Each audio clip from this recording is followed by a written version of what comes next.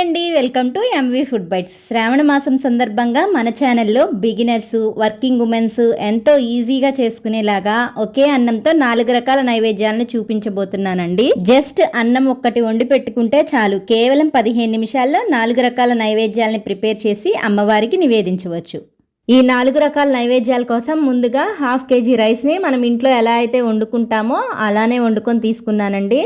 ఇప్పుడు అన్నం వేడిగా ఉన్నప్పుడే 4 భాగాలుగా చేసుకొని ముందుగా ఓ భాగము దద్దోజనం కోసము అన్నం వేడిగా ఉన్నప్పుడే ప్లేట్లోకి తీసుకొని ఇలా మ్యాష్ చేసుకోవాలి. ఎందుకంటే మనకి దద్దోజనం కొంచెం మెత్తగా ఉంటేనే బాగుంటుంది కాబట్టి వేడి మీద ఇలా మ్యాష్ చేసుకున్న తర్వాత ఈ అన్నం చల్లారేలోపు దద్దోజనం పోపు కోసం హీట్ అయిన పాన్లో 1 టేబుల్ స్పూన్ నెయ్యి కానీ నూనె కానీ వేసి 1 టీ స్పూన్ ఆవాలు, 1 టీ స్పూన్ జీలకర్ర, 1 టీ స్పూన్ పచ్చిశనగపప్పు, 1 టీ స్పూన్ మినప్పప్పు, అలాగే వీటితో పాటుగా ఒక 10 లేదా 15 మిరియాలని కూడా వేసి వీటన్నిటిని దోరగా వేయించిన తర్వాత 2 ఎండుమిర్చి ముక్కలు, 2 పచ్చిమిర్చి ముక్కలు వేసి కొద్దిగా 1/2 ఇంచ్ అల్లం తరుగు కూడా వేసుకొని చక్కగా ఈ అల్లం పచ్చిమిర్చి పచ్చివాసన పోయేలాగా వేపిన తర్వాత ఓ రెమ్మ కరివేపాకు కూడా వేసుకొని పోపు దినుసులన్నిటిని మంచి సువాసన వచ్చే వరకు వేపిన తర్వాత స్టవ్ ఆఫ్ చేసి చల్లారనివ్వండి. ఇప్పుడు ముందుగా చల్లార పెట్టుకున్న అన్నంలో 1 కప్పు పులుపు లేని కమ్మని పెరుగు వేసి ఓసారి అన్నంతో బాగా కలిసేలా కలిపిన తర్వాత కాచి చల్లార్చిన పాలు కూడా పోసుకొని వీడియోలో చూపిన విధంగా అంతా బాగా కలిసేలా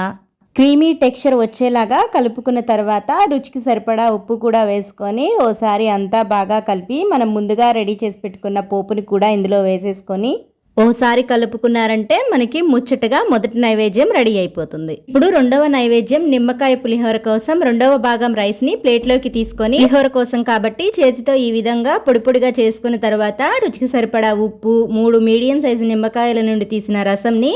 ఇలా చేతితో గింజలు రాకుండా వడపోసుకొని అన్నంలో వేసి బాగా కలిసేలా కలిపిన తర్వాత పోపు కోసం ముందుగా దద్దోజనం పోపు వేసుకున్న పాన్లోనే 2 టేబుల్ స్పూన్ల వరకు ఆయిల్ వేసి టీ స్పూన్ ఆవాలు, 1 టీ స్పూన్ జీలకర్ర వేసి అవి కాస్త స్ప్లిట్ అయిన తర్వాత 1 టీ స్పూన్ పచ్చిశనగపప్పు, 1 టీ స్పూన్ మినపప్పు కూడా వేసుకొని ఓ గుప్పెడు పల్లీలు కూడా వేసి ఈ పోపు దినుసులన్నిటిని మాడిపోకుండా మీడియం ఫ్లేమ్ మీద దోరగా వేపిన తర్వాత 2 ఎండుమిర్చి ముక్కలు, 4 పచ్చిమిర్చి ముక్కలు కూడా వేసి పచ్చిమిర్చి కూడా ఇలా దోరగా వేపుకున్న తర్వాత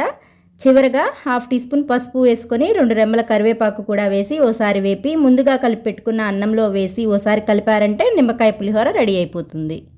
మూడవ నైవేద్యం కొబ్బరన్నం కోసం ముందుగా పోపులు వేసుకున్న సేమ్ పాన్లోనే 1 టీ స్పూన్ ఆయిల్ లేదా పోపు గింజలు వేగేలా కొద్దిగా ఆయిల్ వేసుకోండి చాలు. కొబ్బరన్నంకి ఎక్కువ ఆయిల్ పట్టదండి కాబట్టి కొంచెం వేసుకుంటే సరిపోతుంది. ఇప్పుడు ఇందులో కూడా 1 టీ స్పూన్ ఆవాలు, 1 టీ స్పూన్ జీలకర్ర, 1 టీ స్పూన్ పచ్చిశనగపప్పు, 1 టీ స్పూన్ మినప్పప్పు, ఓ పిడికెడు పల్లీలు వేసుకొని వీటిని కూడా మీడియం ఫ్లేమ్ మీద దోరగా వేయించిన తర్వాత 2 ఎండుమిర్చి ముక్కలు, 2 పచ్చిమిర్చి చీలికలు కూడా వేసుకొని అవి కూడా కొద్దిగా పచ్చివాసన పోయిందాకా వేపిన తర్వాత 2 రెమ్మల కరివేపాకు కూడా వేసి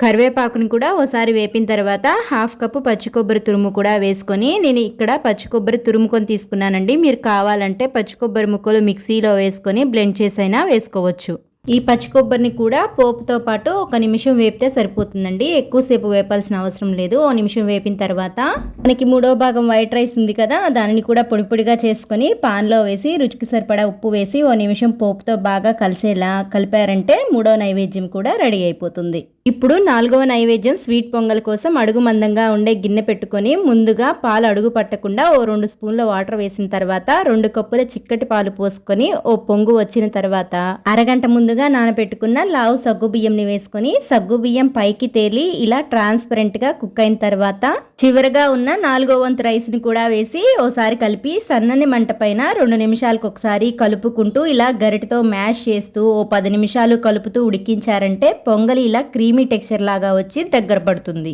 ఈ విధంగా క్రీమీ టెక్స్చర్ వచ్చి దగ్గర పడిన పొంగలిలో యాలకుల పొడి కూడా వేసి స్టవ్ ఆఫ్ చేసిన తర్వాత ఓ కప్పు బెల్లం వేసుకోవాలి. ఇలా స్టవ్ ఆఫ్ చేసి బెల్లం వేసి కలపటం వలన పాలు విరగకుండా ఉంటాయి. ఇలా బెల్లం అంతా పొంగలితో బాగా కలిసేలా కలిపిన తర్వాత ఇప్పుడు గిన్నెకు మూత పెట్టి పొంగలి రుచిని పెంచే నెయ్యి, డ్రై నట్స్ తాలింపు కోసం హీట్ అయిన బాండీలో 1 టేబుల్ స్పూన్ వరకు నెయ్యి వేసుకొని మీకు నచ్చిన డ్రై నట్స్ వేసి దోరగా వేయించి పక్కనుంచండి. ఇప్పుడు ఓసారి మనం రెడీ చేసుకున్న పొంగలిలో బెల్లం కరిగిందో లేదో చూసుకొని అంతా కరిగిన తర్వాత మాత్రమే స్టవ్ ఆన్ చేసి మీడియం ఫ్లేమ్ మీద ఓ నిమిషం ఉడికించి నెయ్యి డ్రై నట్స్ ని కూడా వేసుకొని కలిపారంటే 4వ నైవేద్యం కూడా రెడీ అయిపోతుంది. మరి అమ్మవారికి నివేదించే ఈ 4 నైవేద్యాలు మీకు నచ్చినట్లయితే లైక్ చేయటం మాత్రం మర్చిపోవద్దు. అలాగే ఈ రెసిపీస్ గురించి మీకు ఏమైనా డౌట్స్ ఉన్నా, మీకేమైనా రెసిపీస్ కావాలన్నా కామెంట్ చేయండి. ఇలాంటి మరిన్ని సింపుల్ అండ్ క్విక్ రెసిపీస్ కోసం మన ఎంవి ఫుడ్ బైట్స్ ఛానల్ ని సబ్స్క్రైబ్ చేసి ఫాలో అవ్వండి.